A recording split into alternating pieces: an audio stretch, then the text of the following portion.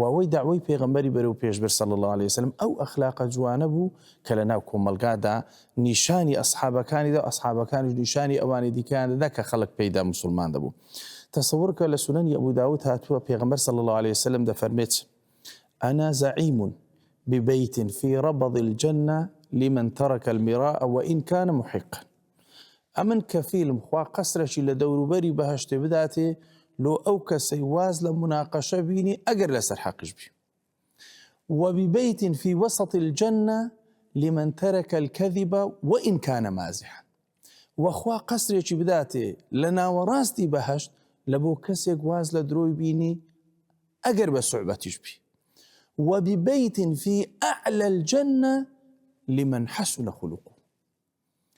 خوا بوم بزامن خوا قەسرێک داتێ لە أعلى الجنة بەرزترینی جێی بەهەشت بەچێ لمن حسن خلقه لۆ ئەو کەسەی کە ڕەوشتی جوان بی. تۆ تەسەووڕ کە وەرە ئێستا ئەوڕۆ کۆمەلگای موسڵمانان بەڕاستی پێویستیان بە ئەخلاقێکی جوان هەیە بە ڕەوشتێکی جوان هەیە. یعنی نیشانی بدەین ئەو بازاڕی ئێستا ئێمە تێدان حاقی وێ ئەوانەی نوێژێ دەکەن ڕۆژی دەگرن مسلمانی زۆر چاکن ڕەوشتان فەرقی بێ لەگە کەسێکی دیکەدا کە ئەو سیفەتانەی نوێژ و عیبادەت و تاعەتی تێدا نییە. وا نیشانی کۆمەلگا بدەین مسلمان قەت درۆی ناکە، مسلمان قەت غەشی ناکە، فێڵی ناکە، مسلمانە بەڵام بە هیچ شێوازێک ئەوەی لەگە نەریتی ئەو ئینسانە نەگونجێ نایکە.